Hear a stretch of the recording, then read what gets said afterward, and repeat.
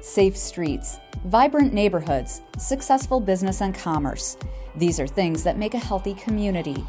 We are a diverse community, rural, suburban, urban, a multitude of languages and ethnicities, ages and experiences. We are a collaborative community. Public-private partnerships make us a model community that others want to follow. It is what makes us unique. It is what makes us strong. The employees of Kent County reflect our diversity and seek to serve our communities. People in this county, in this area, we wrap our arms around each other. We come together to collaborate, to solve problems. We're all working for the good of the whole. And I think that's wonderful. And you can see it. You can see it as you drive around Kent County. Our impact starts the day a baby is born and a birth certificate is issued, to protecting children from deadly diseases through vaccination, to the public safety and justice provided by law enforcement and the courts, to offering veteran services and caring for the elderly. Every day we work to keep our communities robust. I think if you are somebody who is interested in serving your community, in building a strong knowledge base and a good group of people to work with, then the county is one of your best employment opportunities out there. It's been completely rewarding in every way I could possibly explain for 26 years, and I feel like I grow every single day still today. Leading these dedicated employees, our 19-member Board of Commissioners and our County Administrator Controller, along with our elected officials and appointed department directors, placing emphasis on civic involvement, quality housing, vibrant neighborhoods, and strong, solid infrastructure to allow businesses to thrive. Professional, dedicated, collaborative, and innovative. Behind the scenes, collaboration between foundations, charitable organizations, nonprofits, for-profit businesses, public sector demonstrated through the county, the city of Grand Rapids, the townships, all the cities and the villages in our area. If we don't come together, then we will not have the strength that we have today, and I only hope to build upon that. Our aim is to make our communities the best they can be. We are involved in exciting development projects, sustainable recycling programs, and creative progressive prevention programming. We partner with elected officials, impacting policy ideas that become great achievements. We seek opportunities to reach out into the community and offer our services to help our residents make Kent County thrive. Our relationship is solid, both from a staff standpoint at the county level as well as the Board of Commissioners. And they understand what we do and the benefits that we can do for the community, and vice versa. We couldn't do what we do without the help of Kent County. While most of us are busy running our lives, Kent County's elected officials, administrator controller, and over 1,600 employees are serving the communities where we live our lives, so we can all have a place we are proud to call home. Kent County, its life well run.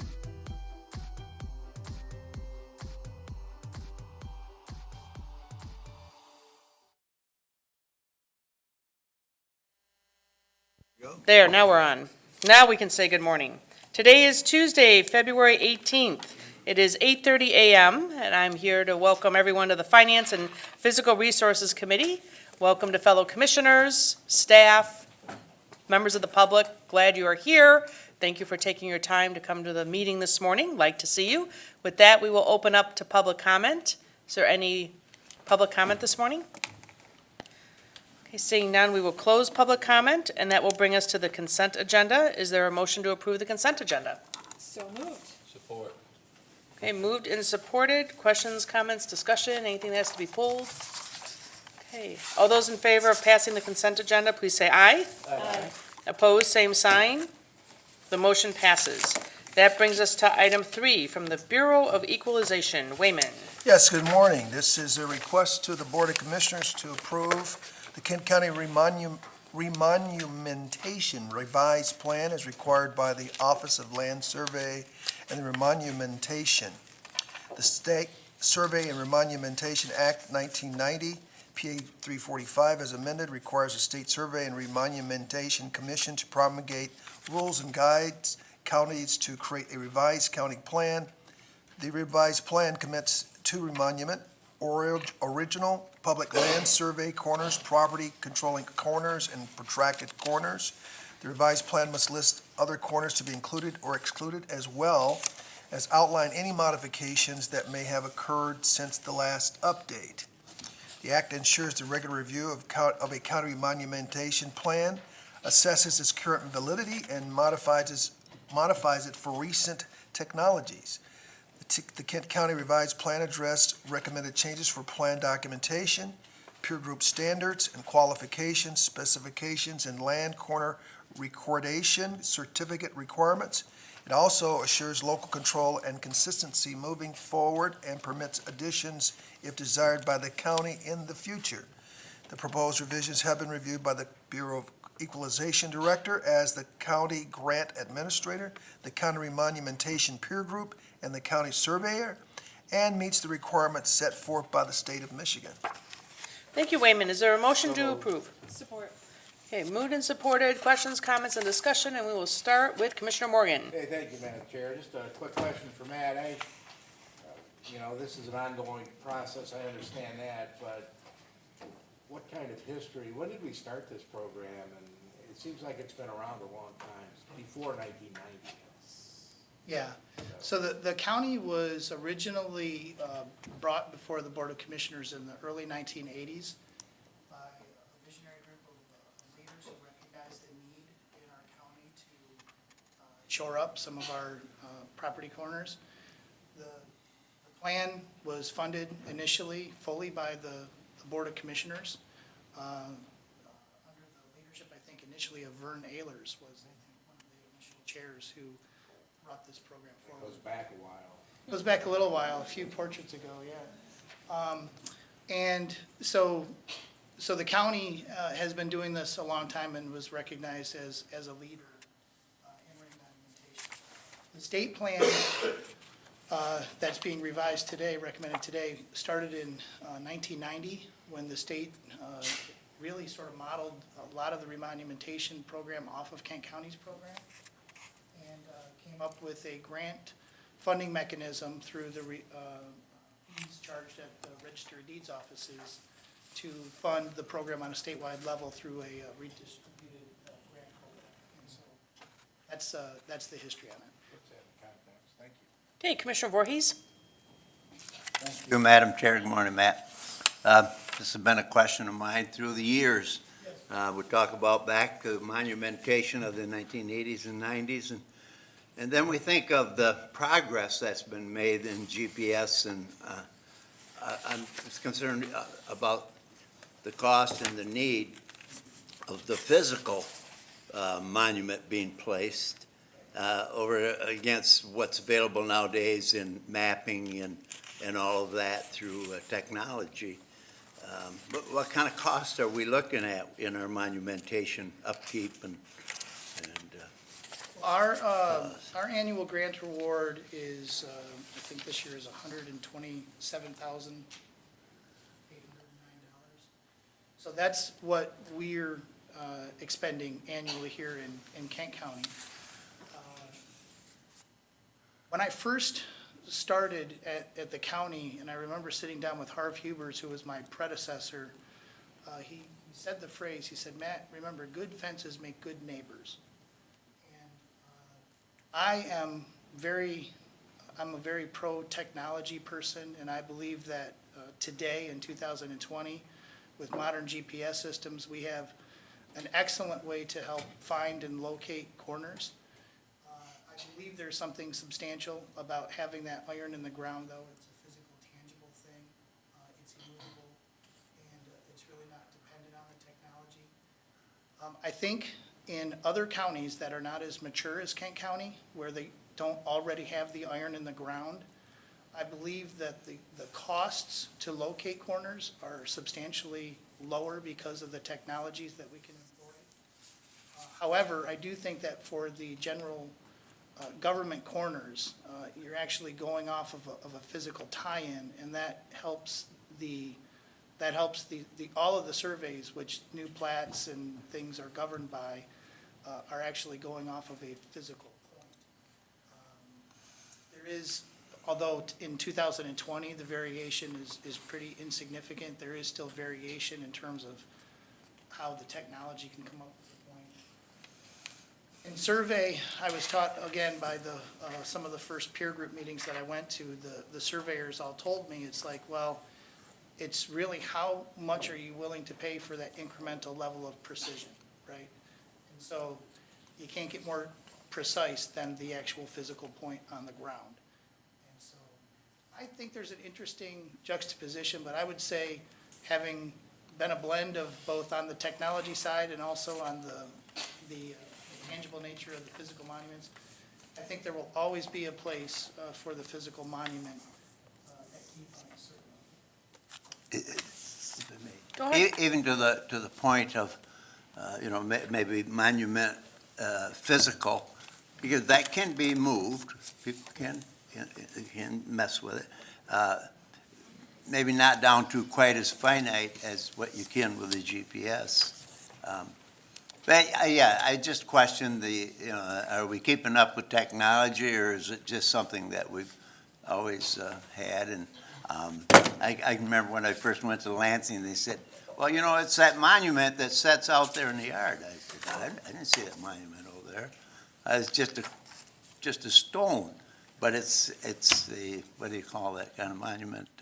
That's the starting point. And yeah, I just always question that. Are we keeping up with technology? And that's the big thing. Most certainly. I think part of the reason for the state law change for the revision that you have before you today is to ensure that the other 82 counties, as well as Kent County, really that the technology is allowed to be updated on a frequent basis so that the latest technologies can be availed, all with the purpose of driving down the costs to administer requirements to make sure that we're taking advantage of that. So I think that's a part of it. Anyone else? All right. Seeing none, all those in favor, please say aye. Aye. Opposed, same sign. The motion passes. That brings us to item number 4 from the Health Department. Wayman? Yes, this is a request to the Board of Commissioners to approve the State of Michigan Department of Licensing and Regulatory Affairs grant agreement to accept and appropriate $93,600 to the 2019-20 Health Fund budget and to authorize the board chair or designee to execute the grant agreement, approve extensions, amendments, and increases to the grant appropriation not to exceed 15% of the original award. LARA has provided funding to be used for education, communication, and outreach regarding the Michigan Medical Marijuana Act. The Health Department and the Kent Intermediate School District have agreed to a partnership which will provide education about medical marijuana use and safety measures and the legal and ethical issues surrounding the Michigan Medical Marijuana Program. In addition to the partnership will include the creation of a joint messaging campaign around youth use prevention. To support the work required by the grant, the Health Department will receive $93,600 to cover the cost of staffing, contractual, promotional, and educational materials and overhead costs. The agreement period for the LARA grant agreement is January 1, 2020 through September 15, 2020. Corporate Counsel will review and approve all documents as to form prior to signature. Is there a motion to approve? So moved. Support. Okay, moved and supported. Questions, comments, and discussion, and we'll start with Commissioner Voorhees. Thank you, Madam Chair.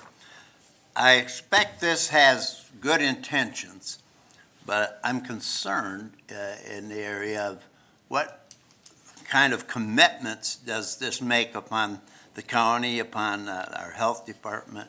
I'm concerned. Right. We I'll sign have into Teresa Branton come up and talk.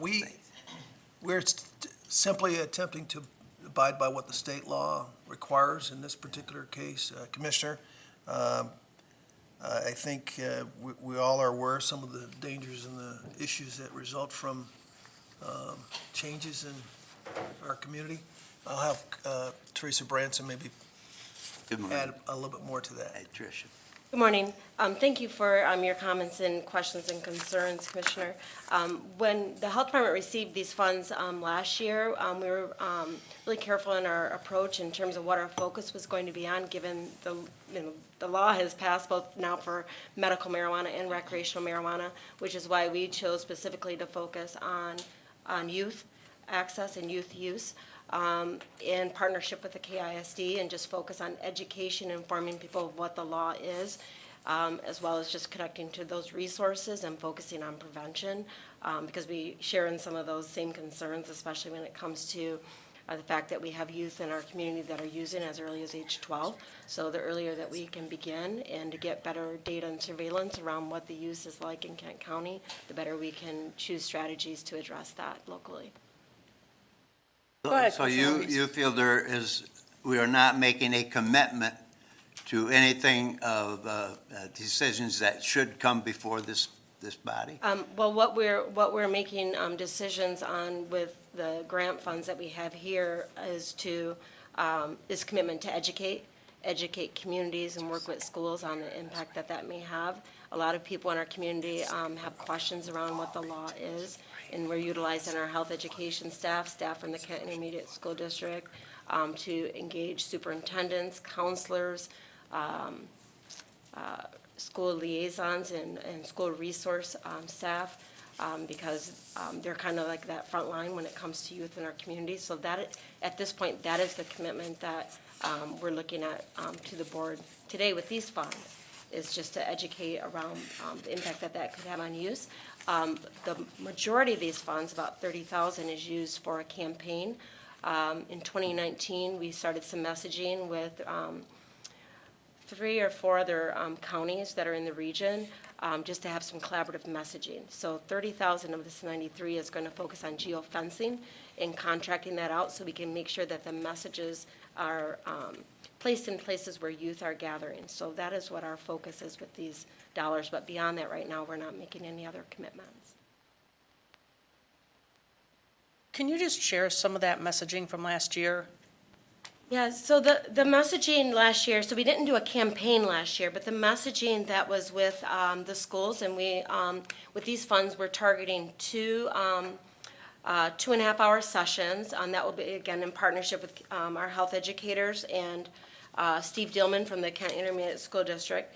But the messaging to the school superintendents and school personnel will be a synopsis of Michigan Medical Marijuana Act, the law, regulations, and restrictions. Discuss marijuana use, including vaping and the associated health impacts of that, messaging and talking points for educators, adolescents, and parents, and new presentation approaches and strategies and resources for schools.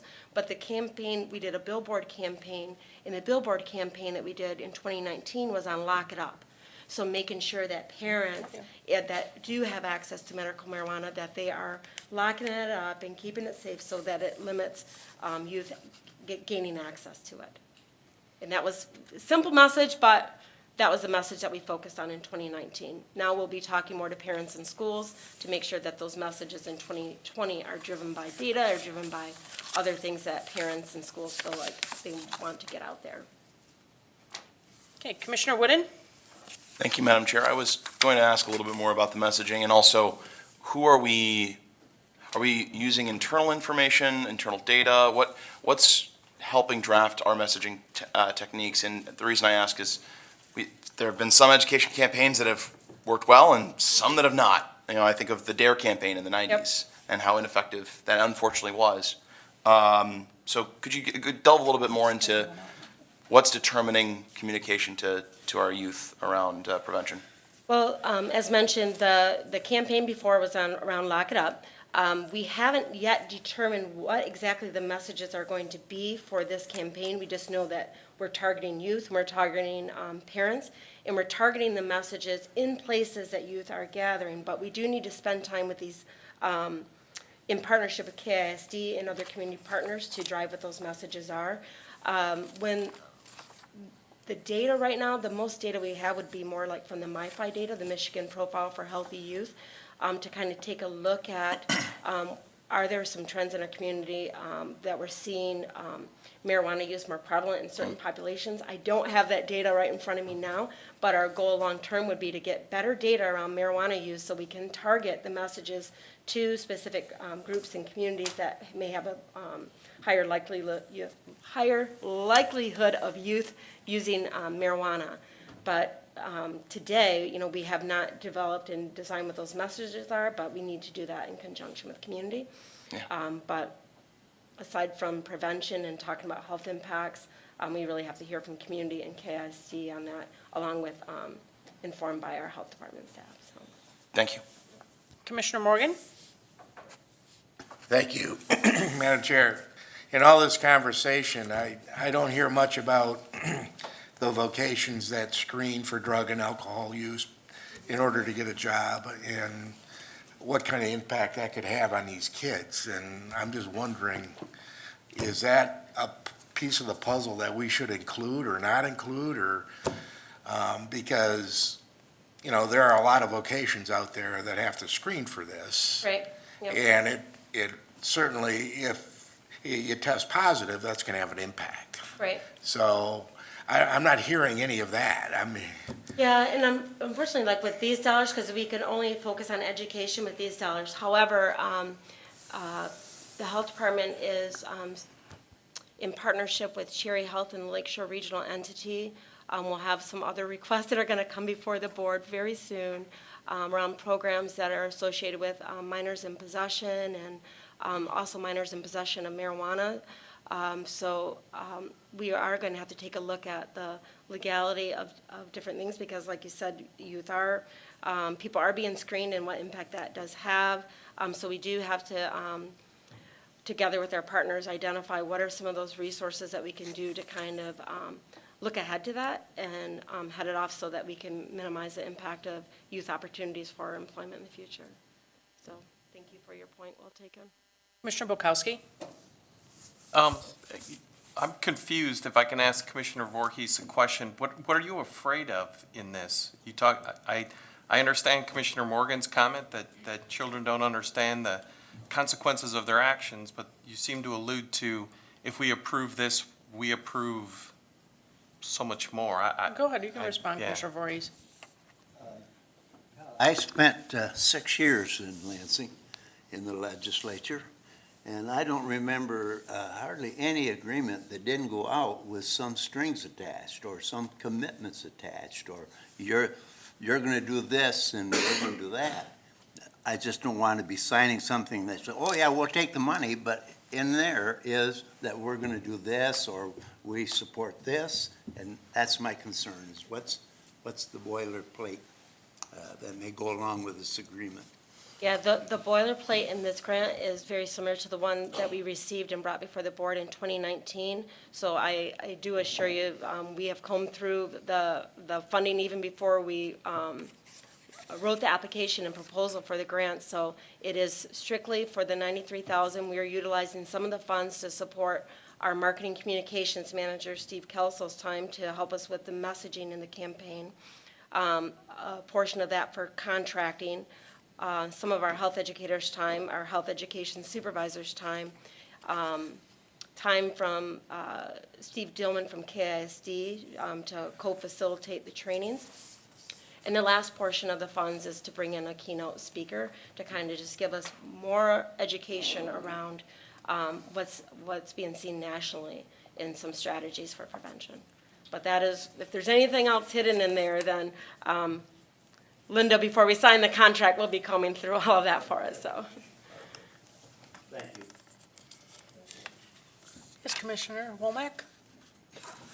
Have they planned to include any students in some of the planning to make sure we know where the, where the children are going to be grouping at and meeting? And I mentioned you wanted to advertise where the children are at, but do they have any type of advisory council that includes youth in this campaign?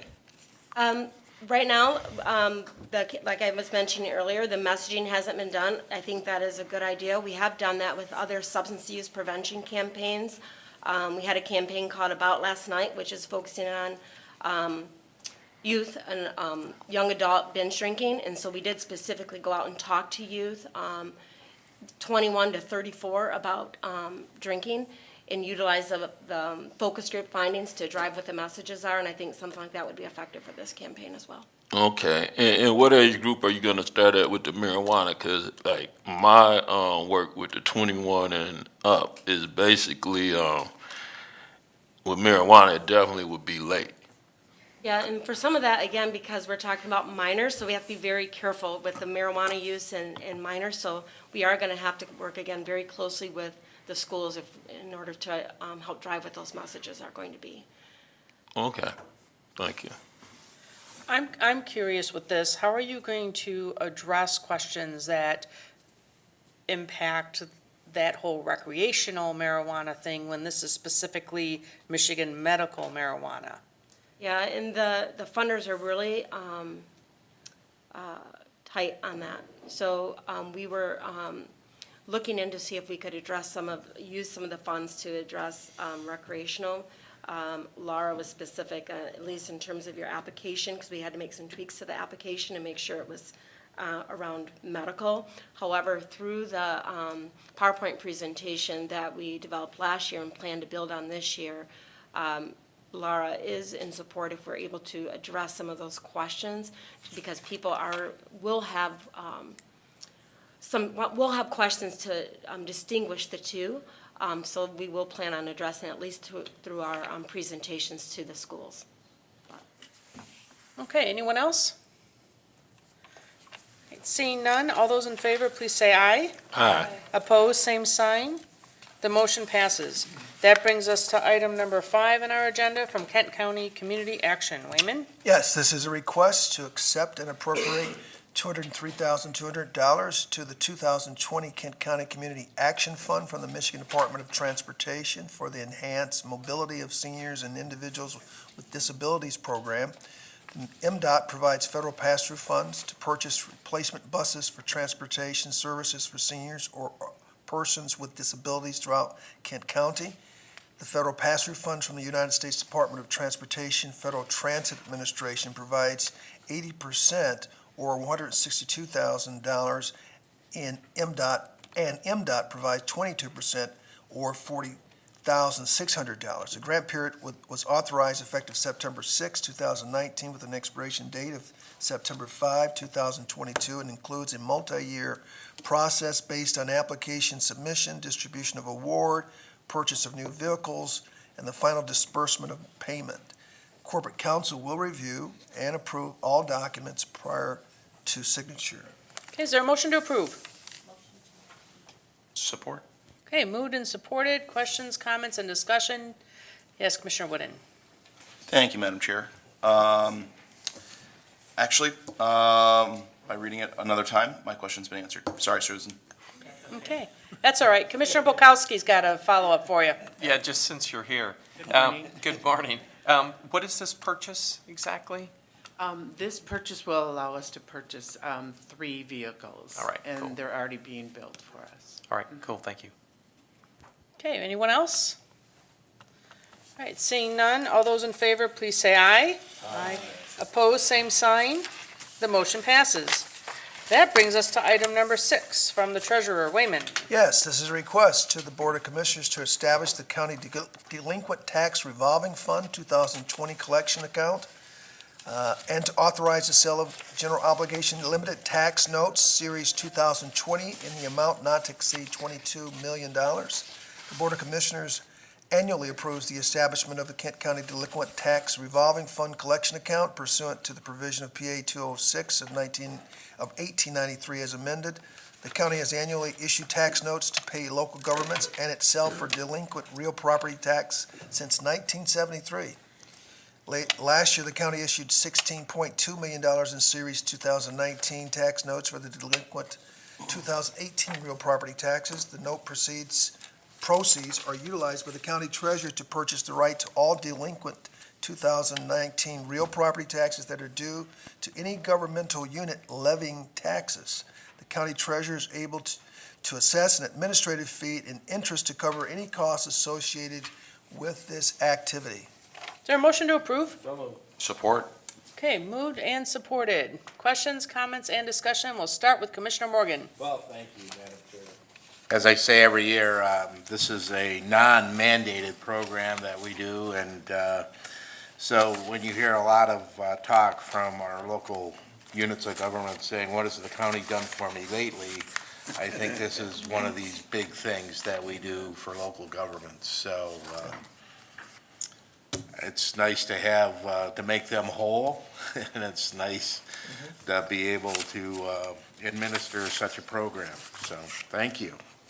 Okay. Commissioner Wooden.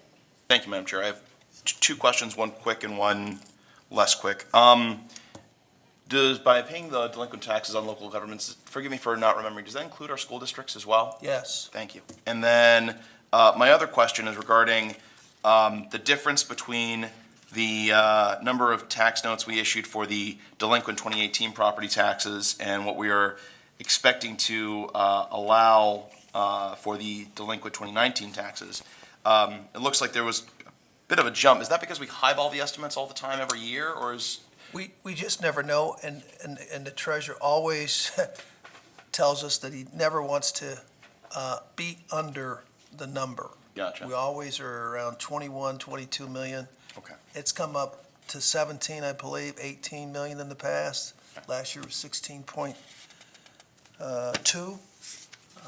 We just never want to be under the number. Thank you. That makes a lot of sense. Thank you. Okay, Commissioner Bukowski. Thank you, Chair. I just want to echo Commissioner Morgan's comments, as I do every year. And that bit of clarity for those listening at home. Again, we purchase the school district or the township or city's tax debt. So if they're owed $1,000, we give them $1,000. We don't give them. Well, yeah, we pay $1,000, and then we collect all of that. So as Commissioner Morgan says, that cash flow process that we're able to do for all the taxing jurisdictions is a huge benefit. And again, talk about collaboration, working together. So yeah, it is. People like to ask the question, what does the county do? And this is something that you got to go to the whiteboard to explain. But pretty much every elected official and administrator, I would imagine, appreciates this opportunity. And they do. No matter how small their debt. So again, good work, Kent County, and we'll keep trying to do that. Okay. Wayman, normally we know like how much was collected. I can get you that amount. I don't know if that's been on this particular request, but I can get you that number if you need it. Yeah. Yeah, I mean, my point is, it's generally very high, it's what we end up collecting back. There's very little that doesn't end up being collected. Yeah, it's But I would like to have that in the future. I want to know that, We'll let you know before Yeah. the board meeting if you that would want be it. great. Okay, good. Okay, anyone else? All right, seeing none, all those in favor, please say aye. Aye. Opposed, same sign. The motion passes. That brings us to Commissioner Miscellaneous this morning. Okay, there's no Commissioner Miscellaneous. That will lead us to adjournment. Our next meeting date is March 17th.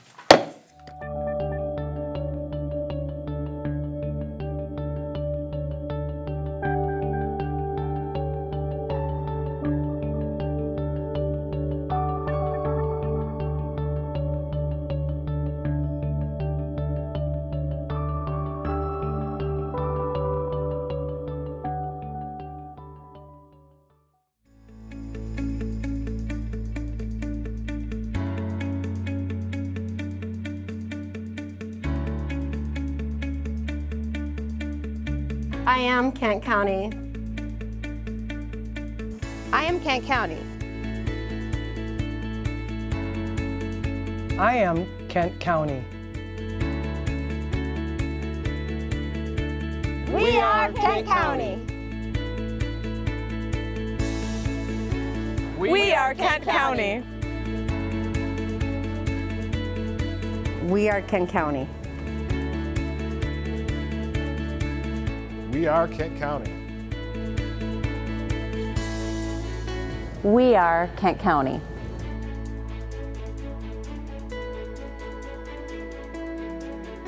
We are Kent County.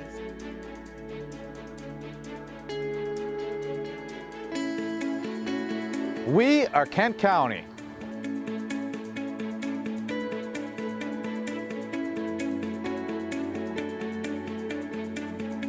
Bayard, Kent County. Ami, Kent County. Somos, Kent County. Mas Ira, Kent County.